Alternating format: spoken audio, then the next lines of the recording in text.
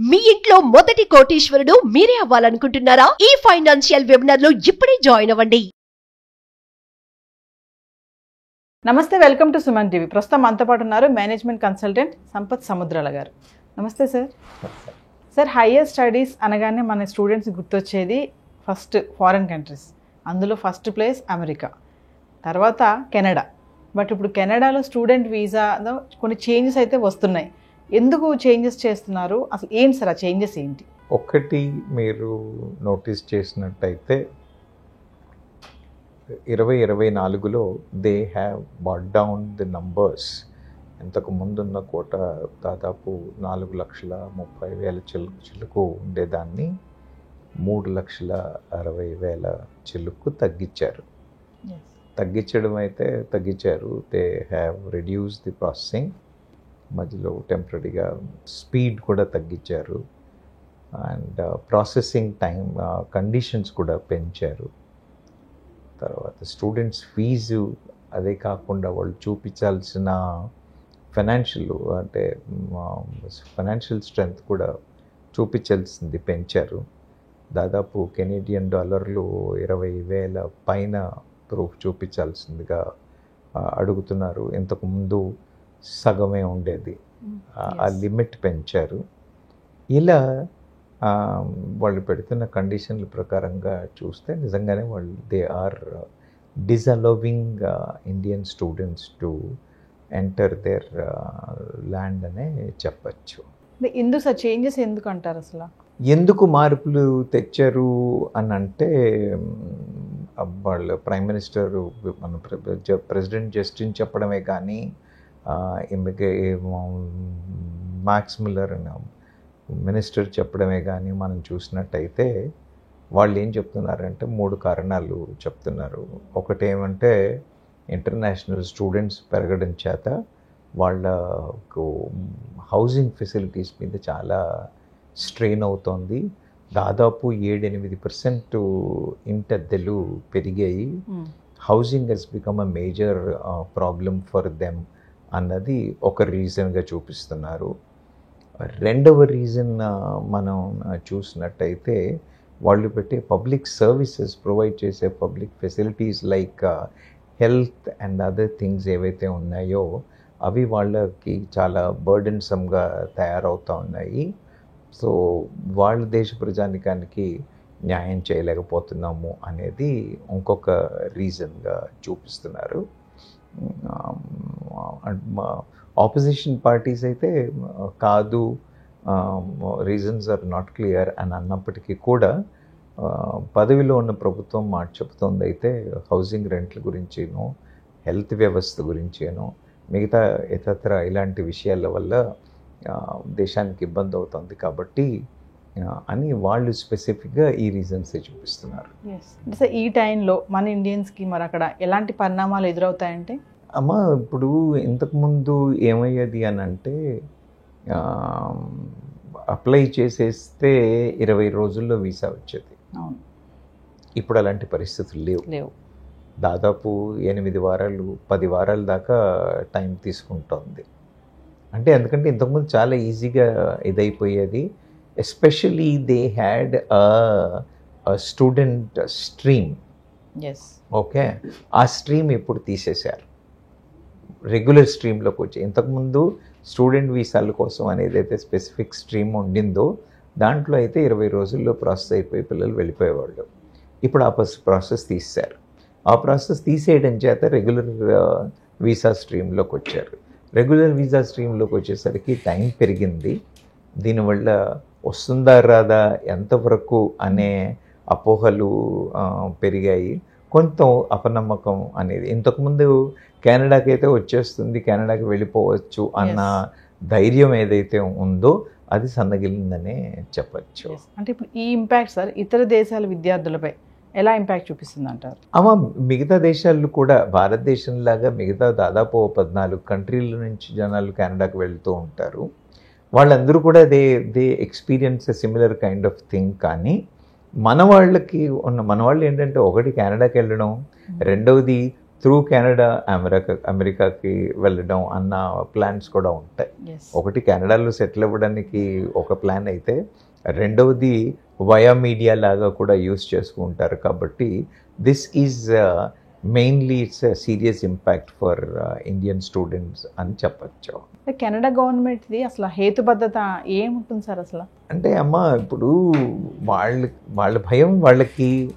ఇంతకుముందు మనం ఇంతకుముందు అలౌ చేసేప్పుడు ఏం చేశారు వాళ్ళు, students can come and post graduate students they can work and they were work permits for the post graduate students.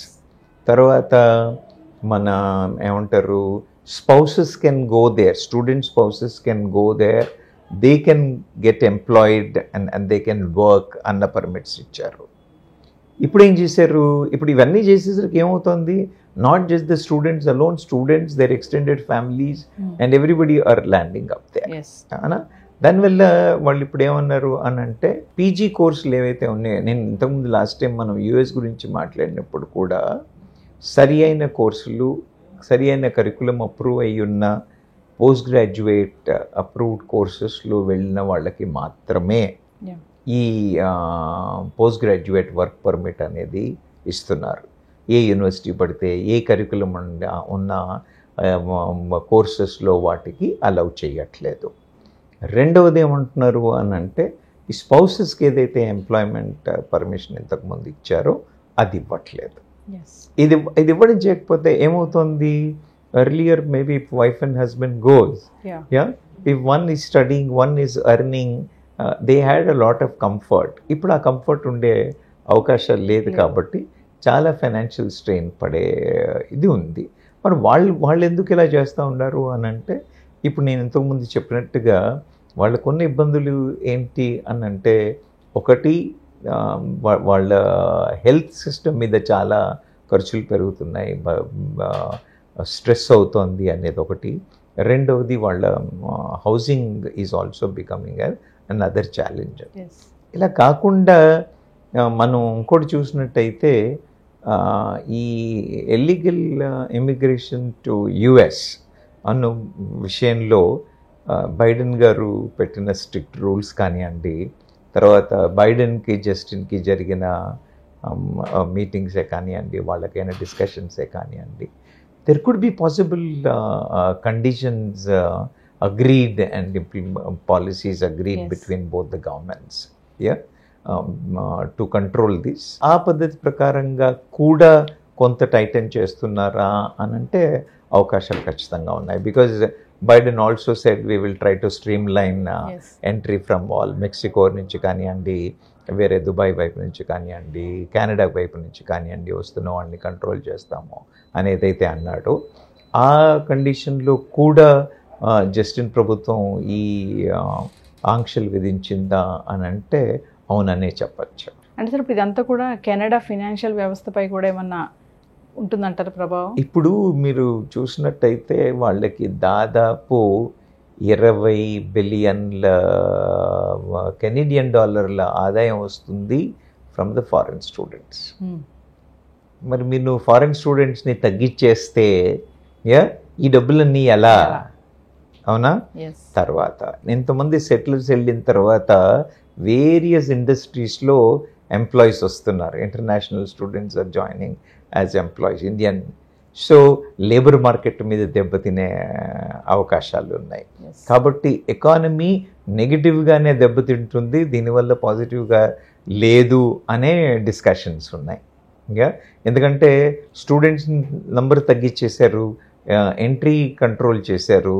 దీనివల్ల ఏమవుతుంది, most of the institutions which are getting their fee and all that revenue is cut down. So that kind of economy is impacted. ఇది కాకుండా ఇక్కడి నుంచి వెళ్ళే పిల్లలందరూ various కంపెనీస్లో కానివ్వండి, హోటల్స్లో కానివ్వండి, వేరియస్ ఇండస్ట్రీస్లో పనిచేస్తున్నారు. ఇప్పుడు అదంతా labour market will have an impact on that. Various industries, ఒక ఇండస్ట్రీ అని కాదు, బట్ లేబర్ ఇంపాక్ట్ అయితే వాళ్ళ ప్రొడక్టివిటీ ఇంపాక్ట్స్ అయ్యి ఇలా టోటల్గా ఎకానమీ మీద నెగిటివ్ ఇంపాక్ట్ అవుతుందనే నమ్ముతున్నారు. అవే దాని మీద డిస్కషన్స్ అవుతూ ఉన్నాయి. అంటే చాలా మంది ఇంట్రెస్టింగ్ గా అంతర్జాతీయ విద్యార్థులు ఉంటారు కదా, రావడానికి వస్తూ ఉంటారు. అలాంటి వాళ్ళకి ఏమైనా ఆప్షన్స్ ఉన్నాయంటారా? నో అమ్మ, వీళ్ళకి వెళ్ళడానికి ఏమి ఇబ్బందులు లేవు. నేనేమంటున్నానంటే పర్సంటేజ్ కొంత తగ్గించారు కాబట్టి వెయిట్ టైం పెరుగుతుంది. ఆ తర్వాత సెలెక్టెడ్ గుడ్ యూనివర్సిటీస్లో అడ్మిషన్స్ మనం చూసుకోవాలి. స్టూడెంట్స్ జాగ్రత్తగా చూసుకోవాల్సింది ఏంటి అని అంటే they have to prefer do a good educational institution when they are selecting. The second thing, they should have their complete documentation in place. Third thing, they should be mentally prepared for the wait times for the travel. They should not be jump for the decisions the way earlier. ఇంతకు ముందు అవుతున్నట్టుగా 3 వారాల్లో అయిపోయే అవకాశాలు లేవు. Time కొంత పడుతుంది. అయినప్పటికీ కూడా చెప్పాను కదా, నేను 4 లక్షల చిల్లర నుంచి 3 లక్షల చిల్లరకి తగ్గించారు కాబట్టి ప్రాబబిలిటీ కొంత తగ్గుతుంది, కానీ పూర్తిగా మూసివేసినంత డిఫికల్ట్ సిచ్యువేషన్ అయితే ఏం కాదు.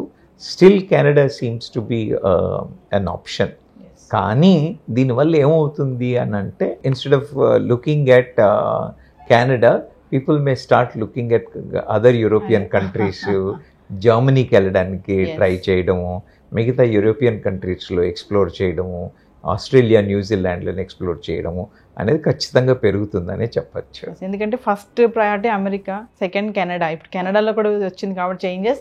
నెక్స్ట్ మిగతా కంట్రీస్కి అవకాశాలు పెరిగే ఛాన్సెస్ అయితే ఉన్నాయి. ఇప్పుడు కూడా వెళ్తున్నారు, వెళ్ళట్లేదని కాదు, కానీ పర్సంటేజ్ పెరిగే అవకాశాలు ఉన్నాయి. Thank you sir.